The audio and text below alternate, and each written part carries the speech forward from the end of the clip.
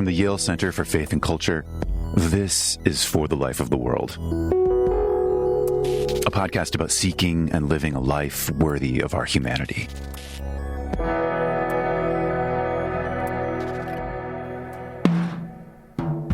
Qoheleth assumes living has a kind of cost, just to, maintain our own survival at the bare minimum, but to have a job, feed yourself, maintain relationships, there's a cost. You're putting in all this effort, and all of that assumes, doesn't it, that there is something that justifies the cost on the other side of the ledger.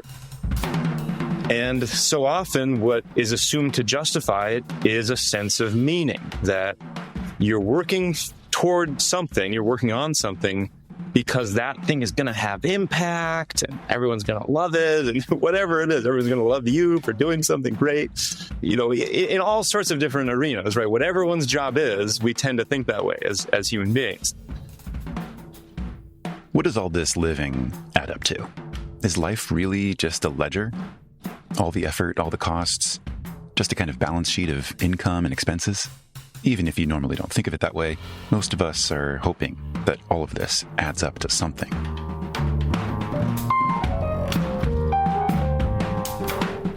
And he seems to be just using a red marker and just putting a giant X through that idea that there is this fulfillment on the other end of all of your effort. And so then it just raises the question, okay, if not, what keeps me going? What motivates me to live if it's not the case that all of my actions that are done in a kind of means to end manner, I'm aiming at some goal. And again, I would say that Qoheleth would say something like, well, either it's not going to come ever, or if it does, it's not going to be what you thought it was going to be. It's not going to be as satisfying as you thought it was going to be. Or, you're going to have it for 5 minutes and then someone else will take it away. There's just all these possibilities of why life doesn't turn out in the way we might expect. That is the question at the center of our conversation today. Written sometime in the 3rd century BC, the book of Ecclesiastes doesn't flinch from some of the most difficult questions that we could ask. What do you actually gain from everything that you pour your life into? What contribution? What legacy? What's the point of doing anything? What's the point of being anything? And the book offers no Pollyannish or rose-colored responses, offering observations you might not be hoping for. The absurd is the divorce, the chasm between your expectations for what the world would be and the reality of the cold, hard truth of the way the world really is. There's that mismatch, that chasm, that dissonance, that absurdity. For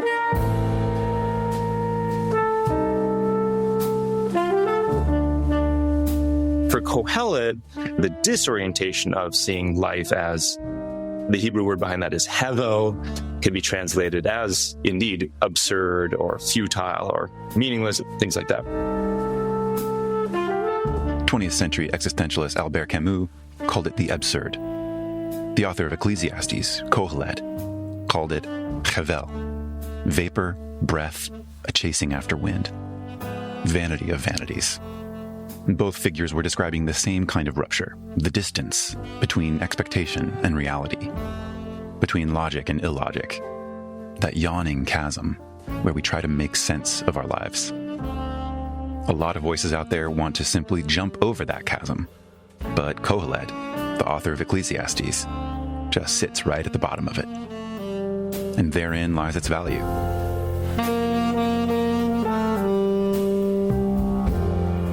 And I think it's because in these passages, he's advocating a kind of mental shift, an attitude shift. It's this: can you view your work, your toil, not just as a means to some further end that you have no idea whether it will come about, that further end? Can you rather turn to simply enjoy the work itself? Now, we have modern day phrases for this, that it's about the process, not the product, these kind of things.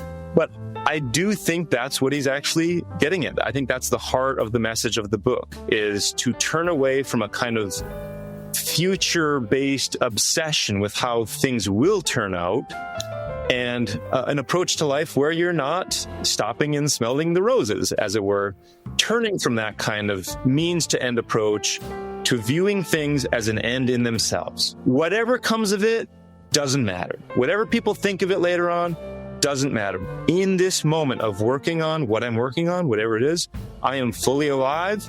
I'm exercises the capacities I have from God as a human being. Whatever you have to do, whatever your hands find to do it with all your might. So I think that's a much more robust conception of joy than that it's this just kind of like empty, passive pleasure.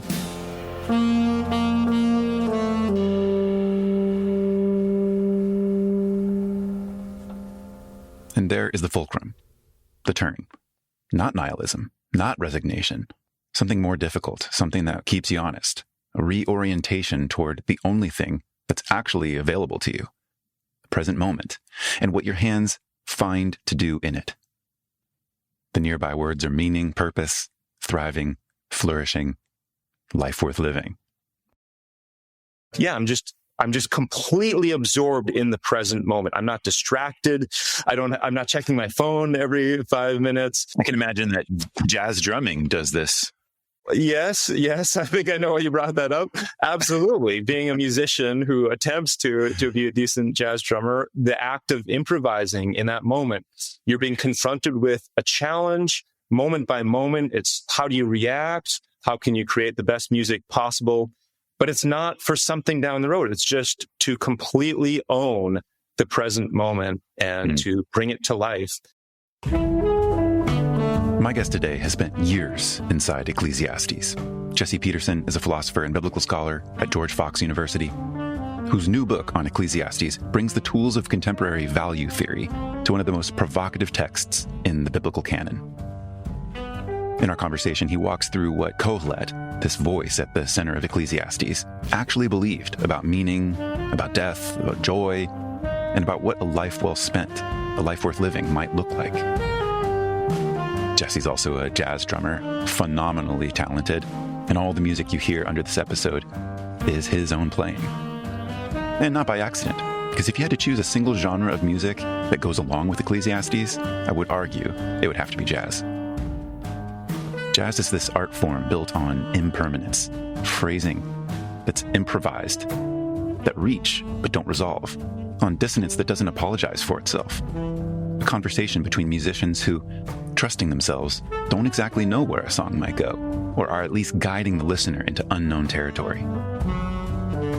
Jazz is a kind of chasing after something, maybe a chasing after the wind, maybe leaving life unresolved. As soon as you think you've caught it, it vanishes. That is Qoheleth. That is vapor. That's the wind that jazz blows in. In this conversation, Jesse Peterson and I discuss his 2025 book, Qoheleth and the Philosophy of Value, uncovering how to read Ecclesiastes and looking at this biblical text through the filters of meaning and value and the lenses of toil and absurdity. He suggests that the book's famous meaninglessness is not actually nihilism, but a precise and honest diagnosis of our unmet expectations as human beings. He maps the book's surprising turn towards joy, not as a consolation or escape, but a radical reorientation of attention toward work, relationship, and the value of the present moment, all as ends in and of themselves. But underneath it all runs the double shadow of death, not just a physical ending, but the extinction of our memory, all informing Qoheleth's invitation to fully inhabit your life in all of its urgency, all of its ache, and all of its beauty. Thanks for listening today. Jesse, thanks for joining me on For the Life of the World. Thank you, Evan. Good to be here. I think it's really cool that you wrote a book about Ecclesiastes. I do too. Why did you choose this particular project? What does it mean to you? And what's your personal history with the book of Ecclesiastes? Yeah. When I was young, I remember reading it and just finding it fascinating because it is so philosophical and because it is clearly concerned with meaning in life. Later on, I'll maybe make a more technical case for it being concerned with that. For now, I think I could just state that. And I felt that. And I was always concerned with that issue as well when I was younger. Like, What is the meaning of what we are doing here? Later on, when I was in grad school, I took a class that covered it, and I ended up writing a very long paper. That got me for the first time into the academic study of the book and drawing on some great scholars of the book. I just became very interested in some of the debates concerning it. But it also became for me a kind of puzzle. He uses a lot of phrases in a repeated manner, but each time it's a slightly different context when he uses, these phrases under the sun or these different things that were vanity of vanities. Yeah. And it's like, I knew he was getting at something, but I really didn't understand what he was trying to say in the book. And so at that time, I felt like, well, if I go on to actually do a PhD, this is the one. This is the one that I want to write on. This is the one I want to give years of my life to, which in fact is what it has been. Amazing. And you have just completed a book of your own that is a philosophy of value regarding Ecclesiastes. And I think that this is just added to my own interest in the text, because you were, treating it in a philosophical methodology that both honored the liturgical uses and, religious history of the book, but also brought to it the tools of philosophy and contemporary concern. Yeah, as far as my approach with it, I had become interested in, around the time I was starting my PhD dissertation, I had become interested in approaches to biblical studies and the Hebrew Bible in particular that were bringing biblical texts into dialogue with philosophy. And there was a book that I read around the time that I was starting by Yaakov Gerecki called The Hebrew Bible and Philosophy of Religion. And he was approaching these biblical texts from a variety of philosophical angles.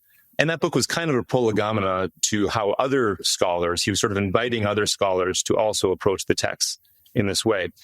And so that just really struck home for me. It just seemed like a great opportunity, especially with Ecclesiastes. I mean, it is often considered the most philosophical book in the Bible, and I think for good reason. It's dealing with more abstract concepts than you get in a lot of other texts. Anyway, so I ran with that, and yeah, as you mentioned, I did so by pairing it with ideas about value. And in contemporary philosophy, there's kind of it's a bit of a vague field, but there's a field you could say called philosophy of value, or sometimes value theory is part of it, but it's also broader than that. It's really just concerned with values in human life. What is good in human life? What is bad in human life? And approach from various angles, looking at things like meaning, looking at things like death and happiness and joy. And I just thought that the kind of stuff that was being talked about in these contemporary philosophical discussions of especially the last 30 or 40 years felt like a perfect match for the themes in this ancient biblical text. And it just seemed like, at least heuristically, a very useful way to draw out some of the ideas of that text. So that was kind of the basic approach.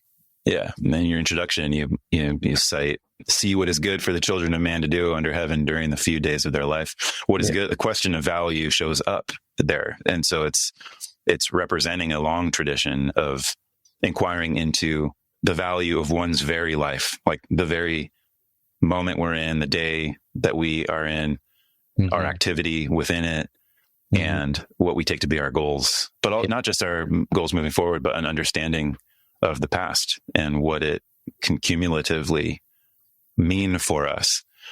What would you say was the role that Ecclesiastes played in its historical context in ancient Near East? To be honest, we don't really know. We don't know that much about how it landed, at least initially. We know a little bit later on how it landed, but the best we can sense is from looking within the book itself. There are no other ancient references, meaning, let's say, before the Common Era. That's actually not true. Arguably, the book of Ben Sira or Sirach refers to it in chapter 5.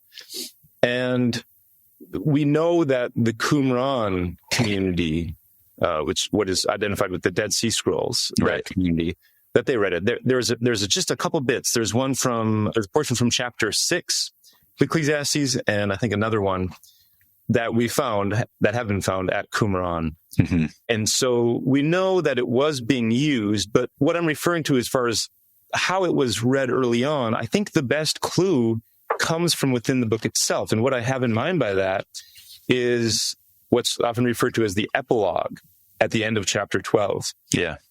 This is the part where Qoheleth, and maybe we need to come back to talk about that word Qoheleth. Yeah, we should. Qoheleth, which is often translated the teacher or the preacher, is referred to here in the third person. Throughout most of the book, except for the very beginning, the first couple verses, throughout most of the book, you have a first person speaker that identifies as Qoheleth. I, Qoheleth, did this, did that. You're clearly getting his perspective throughout the book. But then when we get to the end of the book, chapter 12, starting in verse 9, this section starts out, besides being wise, Qoheleth taught the people knowledge and arranged proverbs and so on. It describes that. And then there's the famous ending. The end of the matter is that all has been heard. Fear God and keep his commandments. This is the whole duty of man. God will bring every deed into judgment with every secret thing, whether good or evil. And that's the end of the book. So the consensus among scholars for quite a while now is that that wasn't written by Qoheleth. It doesn't sound like it was written by Qoheleth. It sounds like it's someone else talking about him. Then the question becomes, what was the angle of that later person? Is it someone within the Qoheleth school of thought, if there was such a thing? Mm-hmm. Is it someone who was a bit concerned about the book? Maybe some of the more heterodox claims that one might see in the book? Is it someone that was concerned with orthodoxy and therefore gives this kind of solid Torah ending? Fear God and keep his commandments. That's all Qoheleth was really getting at, right? Tidying up the book, maybe theologically. Right. I would say that I'm inclined to read it that way, that there was a later editor who wanted to make sure that the book ended on a note that made it fit in with other biblical texts and the Torah. Mm-hmm. Yeah, a little bit of anxiety perhaps over all of the meaninglessness that precedes it. Yeah. And the overall sense that even as it approaches the questions of value, it appears to come up with a very cynical, negative answer to that question. Yeah, I agree. I don't think that's the full picture. And that's part of the reason that I use the term value in the title of the book, is that I want to make a distinction between meaning and value, where meaning is a certain kind of value. It's a certain kind of good that one might have in life, but it's not the only kind. So that means that if there's a lack of this certain phenomenon that we might call meaning, it doesn't mean life is worthless, or, it's not a advocacy of nihilism or something like that. And so I do read the book thinking that Qoheleth is denying a certain kind of value, which we are using the English word meaning to represent. He obviously didn't have access to that word. He had words that I interpret as basically amounting to something similar. In my first substantial chapter in the book, I spent a lot of time trying to get at that. What is his conception of meaning? How does he flesh it out? Because people might define that idea differently, not just the word, but the general concept. Yeah. He has a certain conception of meaning, I think. And that thing that he establishes, he says, that doesn't exist in human life. We have to get used to the idea that particular thing is not going to happen for us in human life. I can come back to what I think he thinks that thing is, but I'm stating it broadly. But then, and this is why my book is divided into two halves, the negative values that we see in the book of Ecclesiastes and the positive values. He then does turn, and there's this series of joy passages where I do think he's advocating seeing value in one's life. It's just that it's from a certain perspective that's different than this other thing that we think of as meaning.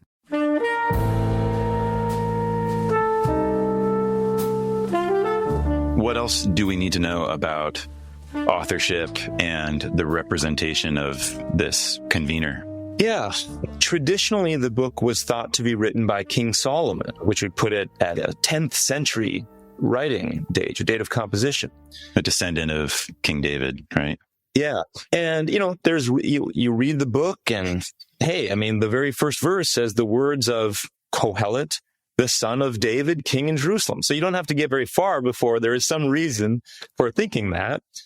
I'll come back to what one might do with that in a second, but just to say that biblical scholarship over the last few centuries has overwhelmingly come to the conclusion that it's not possible that this was written by King Solomon, because it's not possible it was written in the 10th century BCE. The reason for that is, to put it in the famous claim of this one biblical scholar, last name Delitzsch, he said, if the book of Ecclesiastes is of Solomonic origin, if King Solomon wrote it, then there is no history of the Hebrew language. And what he meant by that is, he meant there is clearly a history of the Hebrew language, meaning the language develops over time, and scholars talk about early biblical Hebrew and, in this case, late biblical Hebrew. They can clearly see differences in the way the language developed. And to pretty much all scholars, this just fits perfectly into late biblical Hebrew. That's why the consensus for the dating is the 3rd century BCE. Some might say 4th, but 3rd is the most common, which I agree with, for a lot of reasons that have to do with vocabulary, just grammatical stuff. We don't have to go into the weeds of those details, but that's the consensus. So then one might ask, well, what about the stuff that looks like it's from Solomon? Well, I and many others think that the author is putting on what you might call a Solomonic persona. He's stating things that would make the reader think about King Solomon, such as kingship, wealth, and indeed wisdom, that he was pursuing, well, all of those things. Yeah. Just like old King Solomon did. And so I think he's wanting us to think about that, but at the end of the day, it doesn't make sense to read this as actually being written by Solomon. Yeah. Let's talk a little bit about how to conceptualize meaning. How can a contemporary reader bring a philosophy of value and an understanding of meaning to this text and appreciate what Qoheleth's trying to say? Yeah. I think he gets into that topic, especially through the use of two words. He does it through a variety of ways, but I've identified these couple of words that get us into it. One is the Hebrew word amal, which is usually translated toil. Yeah. Of course, toil, we think of work, but also we would have a connotation of it's work that really isn't fun. It's work that you don't want to be doing. It's difficult, maybe takes a long time, and so on. So that word shows up several times. And then another word that it's often paired with is the Hebrew word yitron. And this is a word that it's often translated as gain or profit. It more literally means what is left over. And so you might think of a business transaction, you're adding up your gains, your losses, what's left over after all of that should be your profit. That's your yitron. I'll read a couple of verses where these come together. One is right near the beginning of the book in chapter 1, verse 3. What gain, there's yitron, is there for a person in all his toil, which he toils under the sun? So those two terms are paired. Very similar is 3:9, where he says, what gain is there for the worker in that which he toils? So he seems to have in mind the idea that, your life takes a lot of effort. I mean, I think Thomas Nagel once wrote something like, living a human life is a full-time occupation. And you put all this time and effort into just living your life, and the question is, well, what does it add up to afterwards? I also think of, I don't know if you saw the movie Boyhood, the Richard Linklater film. Yeah, I haven't seen it, no. The character that's played by Patricia Arquette, she's like the mom of the boy. And, he gets, of course, the movie goes through, I think it's like 9 years that they show this actual boy growing up, though it's a fictional story. Anyway, near the end, she says something like, I just thought there'd be something more than this. She's not even that old when she says that, but she's raised up this boy and so on. I thought there'd be something more. I thought it would add up to something. And so he clearly seems to be getting at something like that. And that's how a lot of people have thought about meaning in a general way. I get into more kind of specific conceptions in the book, but that's at least a starting point. Is it's like, what is everything? Like, what's the thing that remains at the end of your life? What does it all add up to? All of the effort we put into living. And maybe not that he's a utilitarian, but at least this idea of like, he's thinking in quantifying terms, because I and others interpret Qoheleth as a businessman. I don't think that he was literally a king, and he sheds that persona really after chapter 2. It doesn't come back. And other times later in the book, he talks about how one would relate to a king. So it doesn't seem that he was literally a king. I think that just comes up early on as this persona, as I mentioned. But I think he was probably a businessman, because there are many terms in the book that are from the commercial world. There's a word for, as I mentioned, yatron. There's the word for wages. There's just various others that make me think he really dealt in the realm of business and commerce and economic kind of thought.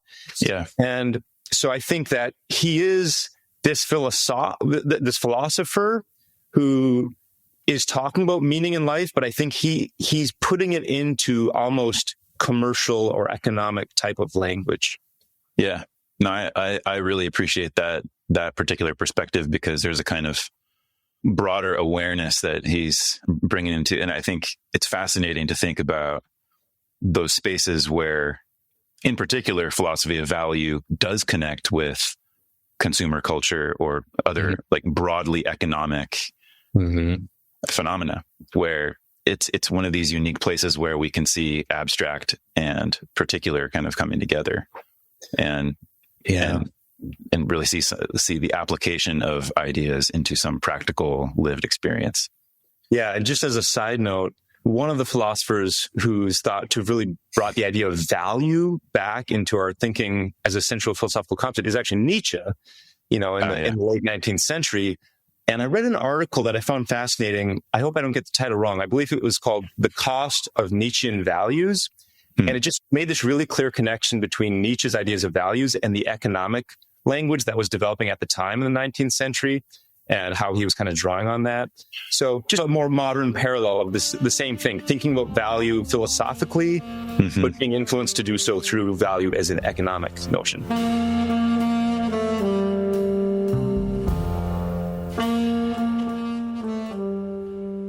I have a section of the book where I walk through a few different ways that meaning has been understood in contemporary meaning of life philosophy. One of them is the idea of subjectivism, or that's at least my summarizing term for it. Just that meaning consists in like personal psychological satisfaction. And I refer to a few passages in the book where maybe one could plausibly read Qoheleth that way. He does use this language of satisfaction quite a bit, but I'll make various arguments why I don't think that's the best fit for his idea about meaning. And then another possibility is what's called consequentialism about meaning. And this is more the idea that meaning, unlike the first view, it's not just you have psychological satisfaction and that's what meaning in life is. It's more that you are kind of objectively contributing to something good in the world. You might not even feel that you are. I mentioned like Mother Teresa, when she was having her doubts that we learned about from her diary, like she doesn't really think she's doing anything good. Of course, anyone else would look at it like, oh, she's doing so much good for the world. So that's more this objective or consequentialist understanding of meaning. It's also, I want to mention here, connected to this is what I call the cog in the machine view of meaning. What I mean by that is sometimes this comes up even in readings of Ecclesiastes, the idea that, well, Qoheleth didn't know what the meaning was, but he believed that God was creating a giant meaning for everyone, including him and everything else. In other words, you're a cog in the machine. You're playing some unknown role in God's great plan, and that's where one would find meaning in life. And so there too, I give some arguments against seeing it that way. And I'll just move to the view that I end up supporting. Yeah, please. Which is the idea of intersubjectivism. What that really refers to is that meaning is found in your connection to other people, and especially even posthumously, like after death, the idea of having a good regard, of having some kind of honor after death. Yeah. So I think that's his conception of meaning, because he does speak in various times about, he's kind of mourning the fact that, oh, no one will be remembered and so on. So I think he places meaning in that kind of category. but he is denying its existence. So I have a kind of nuanced take on it. It's like, I believe he has a conception of meaning that is underlying his ideas in the book, but that conception is what he denies as an actual thing for human beings. It's not reachable. I think what it all relates to, I believe, is expectations. Yeah. And I think in Qoheleth's case, and I think what I'm about to say applies to all sorts of people, not just Qoheleth, but it's how I read the book. I think that he was raised with some sort of expectation about how the world would go. I read him as a sage, a guy that was steeped in the wisdom thought of his time. I think we see things in the book of Proverbs that he would have been familiar with. He, at times in the book of Ecclesiastes, you get these little lines and I think even potentially quotations from Proverbs, or at least allusions to the proverbial thought from that book.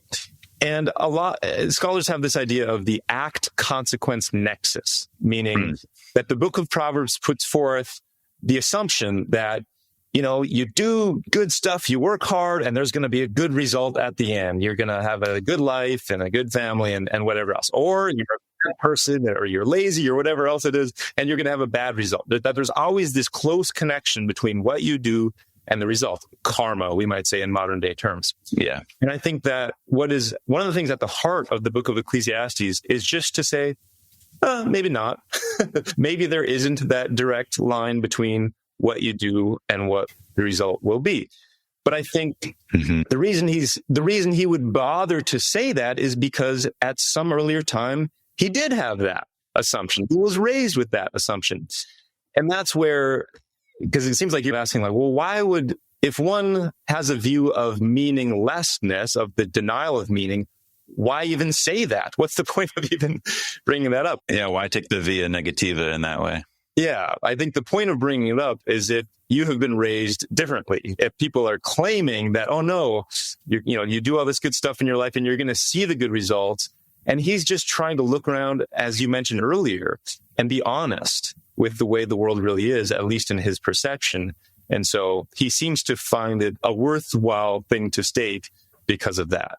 Certainly there's the positive value side of things, but insofar as there's this claim of it's hard to find where the meaning is, or it looks like it's just constantly escaping and eluding our grasp. Is that evidence that he's sort of being disabused of like an immature optimism?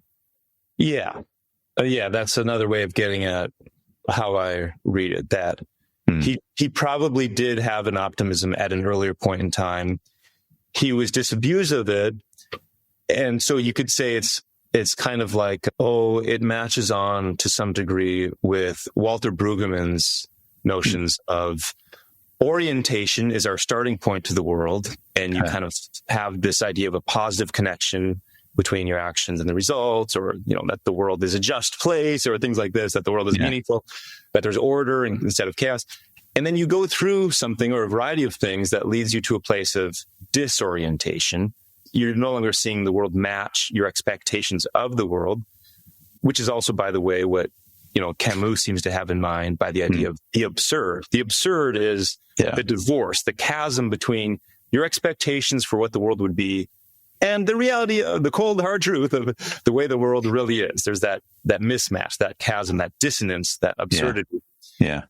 And then for Brueggemann, of course, he has that third category of a reorientation after the disorientation, or a new orientation.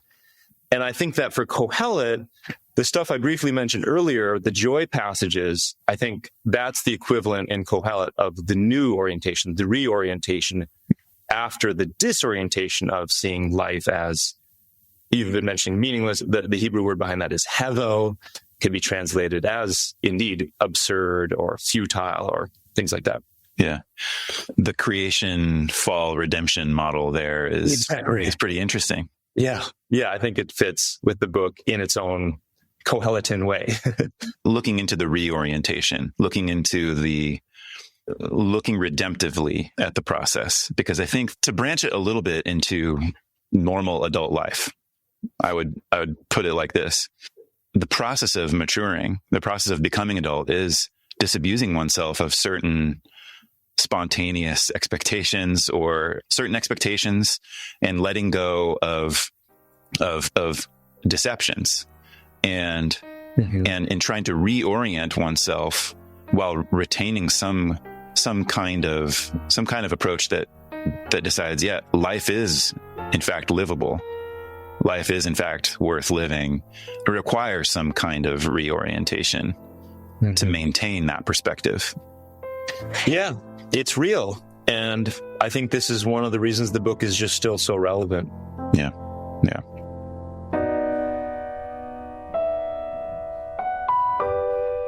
What would you say is the threat of absurdity? The distance between expectations and reality. But what makes the concept of absurdity or meaninglessness so threatening and scary? I think it's what you've just been referring to. It's the problem of motivation for living. Yes. And again, connecting it back to something I said earlier with Qoheleth is that I think Qoheleth assumes living has a kind of cost. Just to, maintain our own survival at the bare minimum, but to have a job, feed yourself, maintain relationships, there's a cost. You're putting in all this effort, and all of that assumes, doesn't it, that there is something that justifies the cost on the other side of the ledger. Right. And so often what is assumed to justify it is a sense of meaning, that you're working toward something, you're working on something, because that thing is going to have impact and everyone's going to love it, and whatever it is, everyone's going to love you for doing something great. In all sorts of different arenas, right? Whatever one's job is, we tend to think that way as human beings. And he seems to be just using a red marker and just putting a giant X through that idea that there is this fulfillment on the other end of all of your effort. And so then it just raises the question, okay, if not, what keeps me going? What motivates me to live if it's not the case that all of my actions that are done in a kind of means to end manner, I'm aiming at some goal, if I can't at all depend on that goal, and again, I would say that Qoheleth would say something like, well, either it's not going to come ever, or if it does, it's not going to be what you thought it was going to be. It's not going to be as satisfying as you thought it was going to be. Or, you're going to have it for 5 minutes and then someone else will take it away. There's just all these possibilities of why life doesn't turn out in the way we might expect. Yeah. Yeah. So then what does motivate us? What keeps us going? As far as suicide, I don't think that he ever addresses that in the book, and I don't think he ever advocates it. I don't see any... Oh, certainly not. I'm only raising it from the perspective of Camus and questions of meaning so closely tying to the decision to live one's life. Yeah. Yeah. I think he has an answer to that we'll get to in a bit. It might not be satisfying for everyone, but I think he has a legitimate answer to the problem. It's clear to me that the question of death and the question of one's ceasing to be is another motivating factor for the urgency of asking the question about meaning, and can add to anxiety and obviously terror for some people. The question of one's stopping. I just wanted to ask you about the overall approach to death that we find in Ecclesiastes. What have you discovered about the harm of death that might come to us? Yeah. One of the chapters in the book is about that, is about the harm of death as he understands it. And I used as a jumping off point a comparison with Epicurus, the ancient philosopher, because he famously said that death is not a harm for human beings. Nothing to us, yeah. Right. That there's nothing, you're not alive, and there's no sensory experience, in his view, once you're dead. So just what's the problem? Of course, most of us don't agree with that. We feel like there's something wrong with that. And so philosophers, and especially recently, have been trying to find ways to argue against Epicurus. And that's this realm called philosophy of death. And the common view is that, well, death is bad because it deprives us of the good things that we would still have in life had we not died. Yeah. And I think that you see that in Qoheleth. There's a couple passages I won't get into now where he implicitly is saying that, yeah, death does deprive one of good things, and so it is a bummer to die. The deeper thing is what you've just been alluding to in the way you raised the question, which is the connection between death and meaning. Mm. If meaning is found in this kind of intersubjectivism, as I refer to it, this honor from the part of others towards oneself, including after death. Yeah. And if Qoheleth says, well, it's not only the case that you're going to die, it's also the case that your memory is going to die. Well, then that's a really big problem, because we might think, again, this is, setting aside maybe Christian theological views about the afterlife and so on, which I don't think Qoheleth held to. So setting those things aside, I think he believes that death is the end. Then you have death, but some might say, well, there is a kind of metaphorical immortality, living on in the memory of others, maybe through physical objects, a book one writes, or a statue, or a building with your name on it, or there's just purely mental, there's just the memory of you in later generations. Yeah. And Qoheleth seems to go out of his way to deny that for everyone, which is ironic, because here we are 2,000 plus years later talking about him, or remembering him. But for whatever reason, he thought that, no, that's just not going to happen. And so that creates a big problem for death. It's not just that you will physically die, but the meaning that you've accrued for your life, if there was such a thing, that dies with you. Yeah, it withers, right? Yeah, exactly. And another one of the points he makes about death, he uses this Hebrew phrase, mirke echad, which is translated literally as the same fate. And he's trying to show that he makes some comparisons between categories of beings. At first, between people, there's wise people and there's foolish people. But then elsewhere, he compares it to there's human beings and there's animals, or there's righteous people, there's unrighteous people.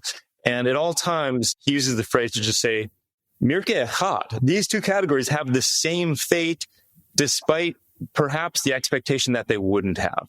That the wise would go on to some great afterlife and the fools would not, or that humans would have some great afterlife and animals would not. That thought might not fly today in 2025, but at least that was the assumption then. And He just, with all that, he's saying, no, same fate for all these categories. They're all going to end up 6 feet underground, exactly the same. Yeah. So it really is a very kind of modern perspective on death, that you'd say modern humanistic or modern secular or something. But. Yeah. I think going to chapter 9 from here makes sense. I mean, 9:5, for the living know that they will die, but the dead know nothing, and they have no more reward, for the memory of them is forgotten. Right. Yeah. Even the way he put that, they have no more reward, because the memory, the reward would have been the memory, but they don't continue to get that reward even beyond death, because the memory is lost.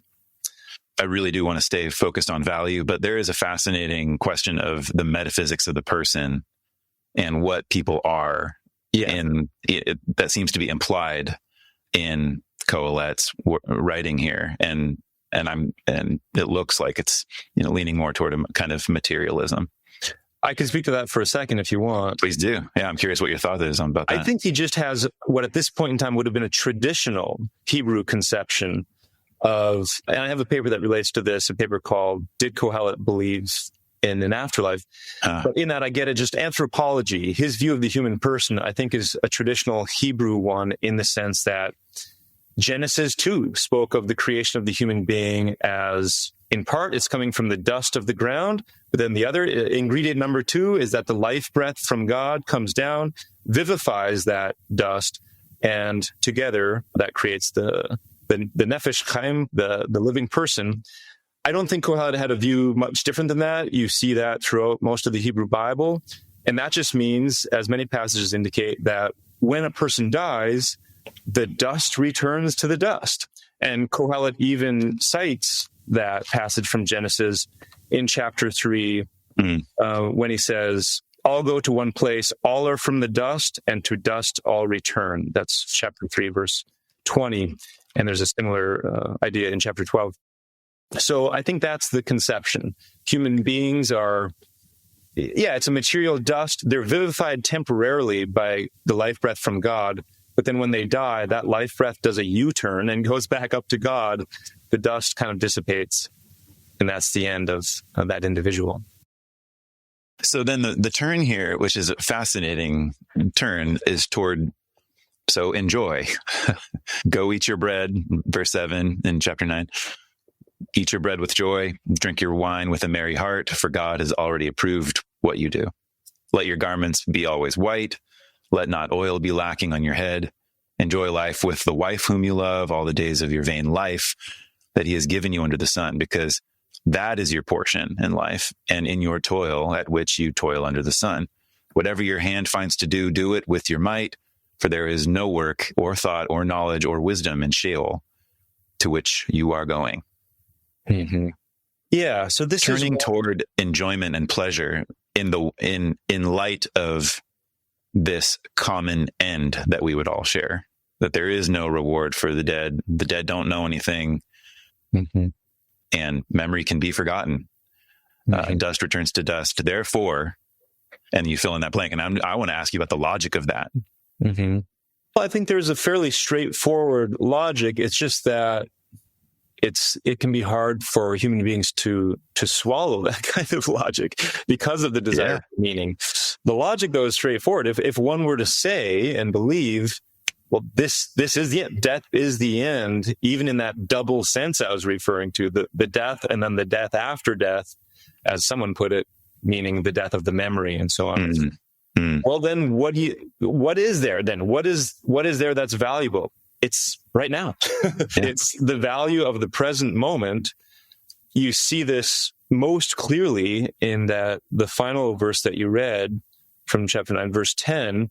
Whatever your hand finds to do, do it with your might.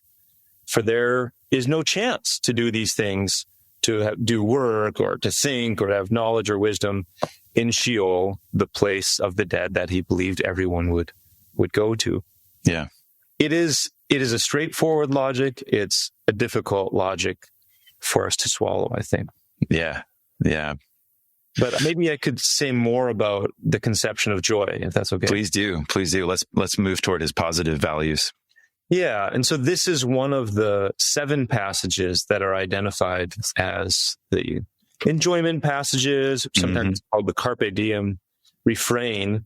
And there's one at the end of chapter 2. There's a couple of these in chapter 3, one in chapter 5, one in chapter 8, one here that we're just reading in chapter 9, and one in chapter 11. There's debate among interpreters on how to take these passages in light of everything else we've already talked about, right? Mm-hmm. In light of the seemingly negative, pessimistic tone that you get in a lot of the book. That just raises the question with these passages, like, well, what does he really mean by that? And some, and especially those interpreters who do lean in the more negative reading of the rest of the book, they want to read this in a very negative light as well. What I mean by that is even the Hebrew word that's used in these passages for joy is the word, and it can be translated pleasure, potentially, but some scholars read it as, well, all he means by that is a kind of empty pleasure, just a mere sensory pleasure. Is it consolation or something like that? Yeah, exactly. I think in my book, I refer to it as the anesthetic view, or the sort of narcotic view right. of enjoyment. That it's, yes, as we've already mentioned, life is very painful. Is there anything that can just numb the pain a little bit? Well, there is this possibility of empty pleasure. Okay. Yeah. And, we all know how that can work out in life. We may know people that live that way. So that's one possible reading, but I don't go that direction. I think that he actually does mean something more robust by his use of joy. And so I'll give one of the arguments for that. Maybe it's even the main one that I lean on. It's if you look at these various passages, what is it that he is saying to enjoy? Well, he is saying to enjoy food and drink. I'll just maybe briefly read from a couple of them. Yeah, sure. So in let's see, in 3:22, he said, "So I saw that there's nothing better than that a man should rejoice in his work, for that is his lot, In chapter 5, there's one where he says, "Behold, what I've seen to be good and fitting is to eat and drink and find enjoyment in all the toil with which one toils under the sun." We could read more of them, but basically what I'm getting at is, you heard that he does mention food and drink, so one might think, oh, it's just the pleasure of eating and drinking. Yeah. But notice that both of the ones that I just read, he gives as an object of enjoyment work and toil. And that is not something that is obviously pleasing. As I mentioned earlier, toil, as in these other passages that we talked about before, toil is usually something difficult. We don't like to toil. So I think in those passages in the book where he's using the idea of toil to kind of deny meaning, toil is conceived as instrumental action. It's what you do as a means towards some goal, but oh, by the way, you're not going to reach the goal. So in that sense, toil seems pointless. But then we'd ask, why here then is he speaking of enjoying the toil? And I think it's because in these passages, he's advocating a kind of mental shift, an attitude shift, that I think is what the book is ultimately getting at in terms of its message to readers. It's this: can you view your work, your toil, not just as a means to some further end that you have no idea whether it will come about, that further end? Can you rather turn to simply enjoy the work itself? Now, we have modern day phrases for this, that it's about the process, not the product, these kind of things. But I do think that's what he's actually getting at. I think that's the heart of the message of the book, is to turn away from a kind of future-based obsession with how things will turn out, and an approach to life where you're not stopping and smelling the roses, as it were, turning from that kind of means-to-end approach to viewing things as an end in themselves, viewing your work as an end in itself. Whatever comes of it doesn't matter. Whatever people think of it later on doesn't matter. In this moment of working on what I'm working on, whatever it is, I am fully alive. I'm exercises the capacities I have from God as a human being. Again, that passage from 9:10, whatever you have to do, whatever your hands find to do, do it with all your might. So I think that's a much more robust conception of joy than that it's this just kind of like empty, passive pleasure. Yeah, I think it's interesting in chapter 11, rejoice, young man, while you're young, let your heart cheer you in the days of your youth. Follow the inclination of your heart and the desire of your eyes. It's, again, that subjective attitudinal shift, something that is deeply internal and importantly subjective for a person to regard their own effort and look at it both with acceptance, and the word that I sometimes use is surprise. It's all quite fleeting. Everyone is leveled in the sense that all of our being it's simply not up to us in an important sense, and it's all a kind of gift.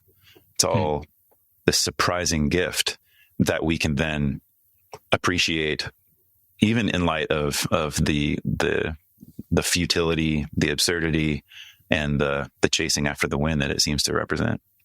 Yeah, and connected with that idea of gift is the idea of a lot that you're giving, the lot or the portion that you are given. One's lot in life. Yeah, he speaks of that several times. And I just kind of interpret that as, well, you're not given everything. You can't have it all, and you can't even have all that you might have desired. But you're given what you're given. You have a portion, you have a little piece of the pie, and just own it, and enjoy that little piece of the pie, the lot in life that you've been given. Absorb yourself into whatever that may be.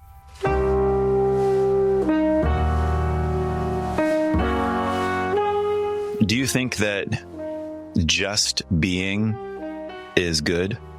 Just being. Not just coming into existence, but I mean the question of the bare fact of existing. This is a nuanced topic in the book because he does have some negative stuff about existing, and I try to, sort of fit that into my overall reading of him. I have in mind chapter 6, 1-6, where he speaks of a man who he says it would be better for this man, basically, if he didn't exist, or his way of putting that is that a stillborn child, a child that is born dead, is better off than the man that he describes in this passage. That's what I'm getting at. Why? It's a man that completely lacks enjoyment of his life. The very thing that we just talked about, that Qoheleth is advocating. This man has it all, yet he can't enjoy it whatsoever. He lacks all joy. So Qoheleth has these strong words for this man. He says a stillborn child is better off. So I think that in his view, maybe that's an exaggeration, but I want to take it seriously that in his view, if he's already ruled out the idea that there's any value in living your life for the thing down the road, the yitron of what is left over, if he really thinks that's just not going to happen, then that means the only value that there can be in life is the joy of the present moment that we've been discussing. So then he just has said that at the end of chapter 5. So now he begins chapter 6 with the case of a man who doesn't even have that. It's like, that was your last option for value in life, was the joy of the moment. This guy can't do it. So he says, all right, stillborn's better off, I guess. So that's sort of how I try to fit that in, so then to answer your question, as far as Qoheleth's view, it does imply that bare existence as such is not valuable to him. It has to be that you have this capacity to find enjoyment in your life. Yeah, that's the very expression of it that I was thinking of.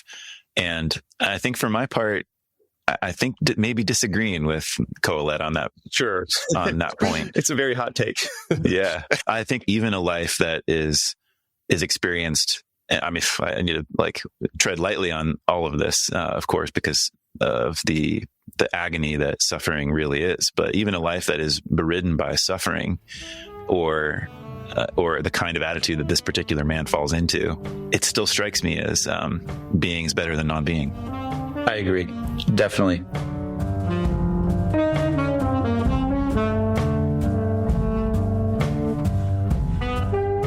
Jesse, there's a variety of resources. In fact, they're just rampant out there, from positive psychology, therapeutic approaches, plenty of self-help, where there's a constant effort to, I think, help a human being with their attitude shift once they stumble across challenge, difficulty, absurdity, futility, and grief, loss.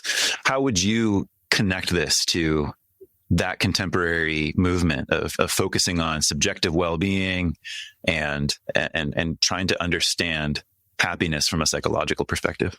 One of the approaches that I've found helpful, and I don't think I got into this in the book, but listeners may be aware of Csikszentmihalyi, the author of that book, Flow, an idea that's, I think, gotten around. He did a TED Talk on it.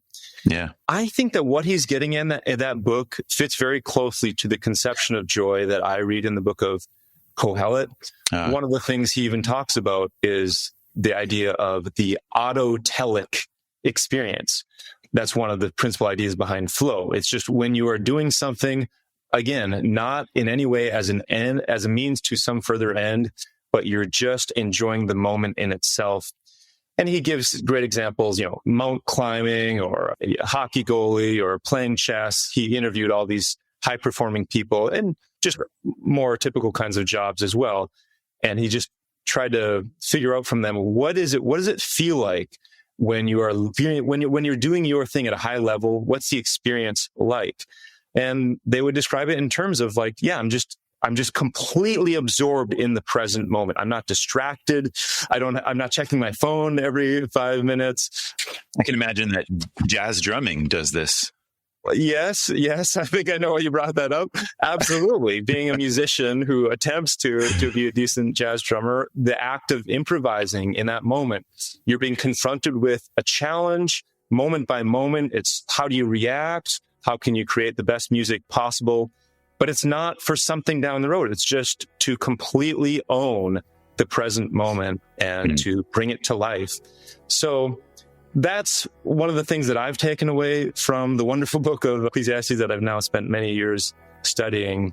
And again, I'm not trying to just gloss over the negative stuff. I mean, the book that I've written, the majority of pages of my book, just like the majority of words in the original, are about this negative side of the absurd aspects of human existence.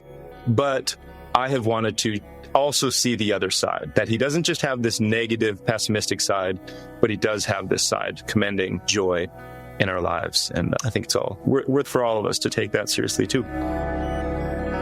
Jesse, I really enjoyed this. Likewise. I enjoyed your book. I enjoyed talking about it, and I'm really glad that you're putting this out there into the world. Thanks for joining me. Thanks, Evan. Great to be with you.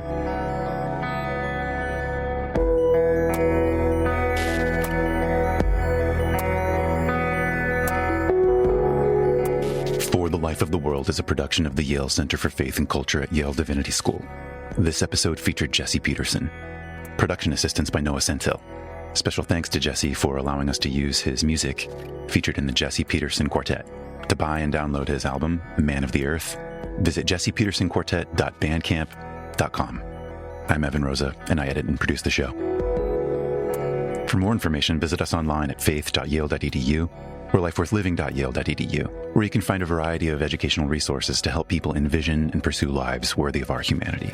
If this is your first episode listening, remember to hit subscribe in your favorite podcast app so you don't miss the next episode.